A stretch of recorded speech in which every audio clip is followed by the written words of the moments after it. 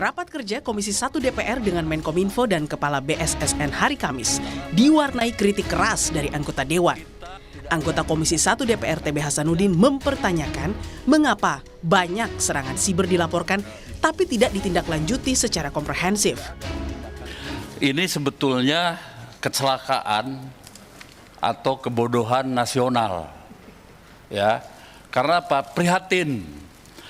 Kita sudah hampir 5 tahun ya bekerja sama mitra dengan terutama BSSN, dan BSSN selalu melaporkan ada serangan. Tetapi tidak ada tindakan-tindakan yang lebih komprehensif ya. Ketua Komisi 1 Mutia Hafid juga merespon dengan keras saat Kepala BSSN Hinsa Siburian menyatakan serangan siber terhadap server PDN terjadi karena kekurangan dalam tata kelola. Ada kekurangan di tata kelola. Kita memang akui itu, dan itu yang kita laporkan juga. Karena kami diminta untuk apa saja masalah kok bisa terjadi. Itu salah satu yang kita laporkan juga, Pak. Maksudnya, Pak, kalau nggak ada backup sih itu bukan tata kelola sih, Pak.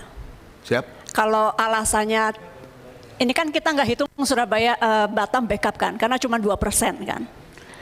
Ya berarti itu bukan tata kelola. Itu kebodohan aja sih, Pak. Iya.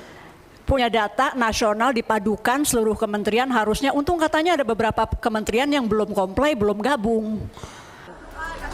Menkominfo Budi Ari menjelaskan pelaku serangan siber ke server PDN adalah aktor non-negara, bukan negara. Kata Budi Ari, alhamdulillah berat kalau pelaku serangannya negara. Menerbitkan optimisme kita di sana, karena dalam serangan cyber ini selalu analisanya 2 aja. Ini state actor atau non-state actor. Tapi di forum ini saya ingin tegaskan bahwa kesimpulan mereka ini non-state actor dengan motif ekonomi. Itu udah alhamdulillah dulu, kalau karena orang nyerang negara berat. Penjelasan Budi Ari lantas menuai kritik anggota Komisi 1 Sukamta. Mengingatkan Budi Ari, Sukamta bilang lebih tepat innalillahi ketimbang alhamdulillah karena keamanan nasional bermasalah. Tapi saya prihatin, Pak. Bapak bersyukur di tengah serangan yang hebat begini bagi negara, Pak. Mengucap alhamdulillah ini ya bagus, disyukuri. Tapi menurut saya lebih tepat innalillahi, Pak, daripada alhamdulillah, Pak. Karena ini persoalan national security, Pak. Yang saya ungkap tadi itu punya BAIS, punya Polri, Pak. Dijual bebas filenya sekarang. Serangan siber ke server PDNS tak hanya mengungkap adanya permintaan uang tebusan 8 juta dolar, namun juga menyisakan nasib data itu sendiri. Dari 282 kementerian dan lembaga yang diretas pelaku dari server PDNS, hanya 44 yang memiliki backup data. Tim Liputan, Kompas TV. Serangan siber yang menyasar server data nasional dan mengganggu banyak layanan publik tidak hanya mendorong Komisi 1 DPR meminta penjelasan dan tanggung jawab Menkominfo serta Kepala BSSN. Di situs change.org juga muncul petisi menuntut mundur Menkominfo Budi Ari dari jabatannya. Sudah bergabung bersama kami ada Kepala Divisi Kebebasan Berekspresi dari SafeNet, Nandan S. Arum, dan pengamat kebijakan publik Agus Pambagio. Kami juga sebenarnya sudah berupaya untuk mengundang pihak Kemenkominfo untuk hadir dalam diskusi ini, namun hingga kini belum ada respon. Selamat petang, Mbak Nandan. Selamat petang, Pak Agus. Halo, selamat petang. Saya ingin ke Mbak Nandan terlebih dahulu. Sebagai pihak yang memang menulis petisi, sudah sejauh ini sudah 7.000 lebih ya sejak diunggah kemarin. Menurut Anda, apa desakan untuk Budi Ari harus mundur? Mengapa mendesak harus mundur? Ya, sebetulnya ini adalah suatu simbolik ya untuk menuntut pertanggungjawaban dari negara.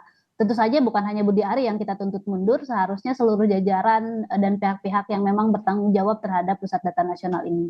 Cuman kan kita tahu bagaimana Pusat Data Nasional ini kan di bawah kewenangannya Kominfo ya, mereka memiliki tanggung jawab yang sangat besar, sehingga Budi Ari sebagai menterinya juga memiliki tanggung jawab yang besar itu.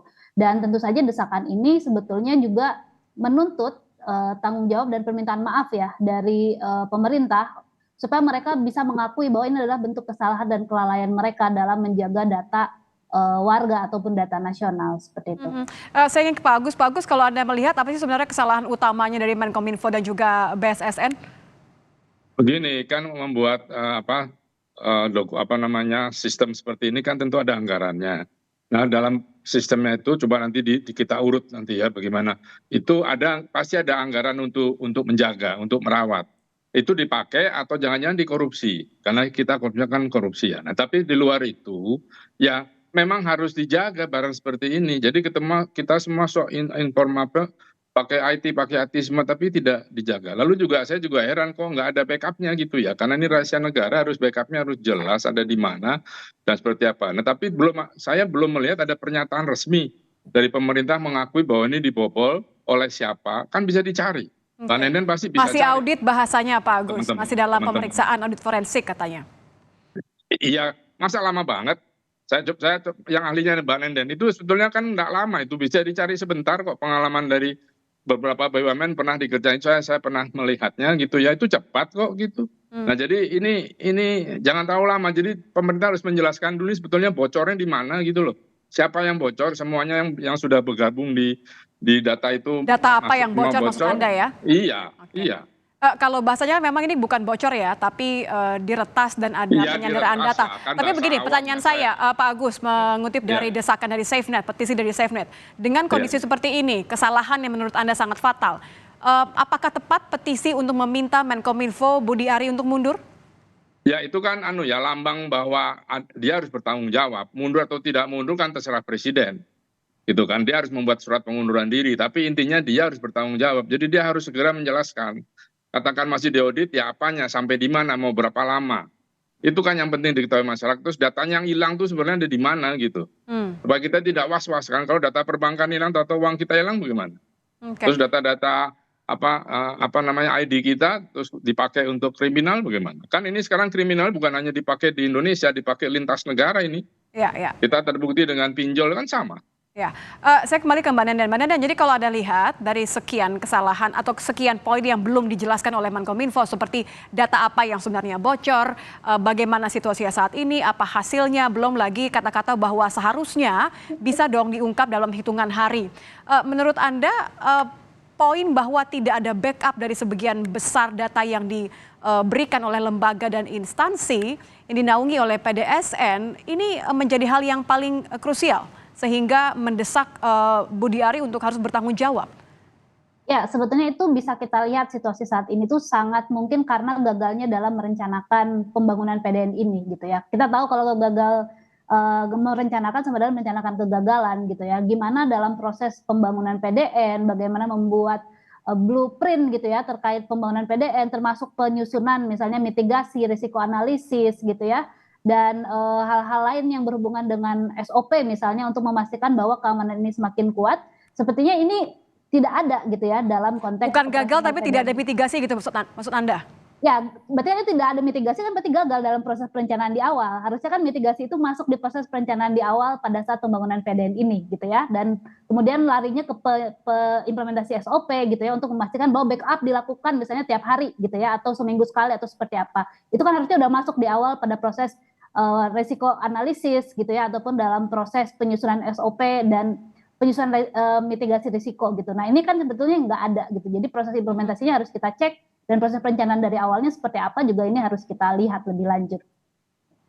Jangan-jangan memang karena isunya regulasinya tidak pernah harus disinkronkan karena kan lempar-lemparan ini kelihatannya antara BSSN mengembalikan ke Kominfo di negara Amerika Serikat saja tidak semua hal diurus oleh Kominfo. Ada bagian yang memang serangan siber tidak menjadi ranahnya Kominfo. Ya ini memang perlu dilihat lebih lanjut gitu. Kita tahu kan bahwa banyak sekali regulasi yang tumpang tindih di Indonesia. Ada regulasi-regulasi yang banyak yang tidak efektif seperti itu ya. Dan ini memang salah satu momentum sebetulnya untuk melihat kembali bagaimana sih situasi penyerahan tanggung jawab sebetulnya untuk keamanan siber, untuk pengelolaan data itu seharusnya seperti apa. Kita tahu misalnya contohnya Undang-Undang PDP aja sampai sekarang Badan otoritas untuk yang mengawasi PDP-nya aja belum terjadi, belum terbentuk gitu ya, karena masih ada banyak sekali ego sektoral yang ingin misalnya di bawah Kominfo atau ada lembaga independen dan lain-lain. Jadi memang ini adalah salah satu hal yang perlu kita kritisi lebih lanjut ya soal regulasi. Dan harus dilakukan dengan cepat ya. Saya ingin ke Pak Agus. Pak Agus, kalau sudah begini di tengah desakan juga akan ada usulan bikin Satgas, NAS dan lain sebagainya. Harusnya Presiden Jokowi, apa yang dilakukan oleh Presiden saat ini? Harusnya Presiden memerintahkan, ini kan proyek ya, PDN ini kan proyek awal. Coba BPKP mereview apakah dana yang digunakan untuk membangun PDN ini sudah digunakan dengan baik, ada yang dikorupsi atau tidak. Jadi APH tolong masuk. Jadi selain di audit tadi sistemnya siapa bocornya di mana, siapa yang bocorkan, ini proyek ini sampai berapa banyak, kapan, karena kan kita tahu bangsa kita ini senang sekali dengan korupsi. Nah itu saya minta Presiden perintahkan untuk BPKP ngecek ini dan dipublikasikan. Jadi harus ada permintaan pernyataan secara langsung begitu oleh Presiden terkait dengan situasi ini dan bagaimana mitigasinya? Ya kan Presiden bilang visi Indonesia visi saya, jadi Presiden harus memerintahkan menterinya. Oke, baik. Terima kasih sudah bergabung bersama kami, pengamat kebijakan publik Agus Pambagio dan juga Kepala Divisi Kebebasan Berekspresi dari SafeNet Nandan S. Arum. Terima kasih Mbak Nandan, terima kasih Pak Agus. Selamat petang.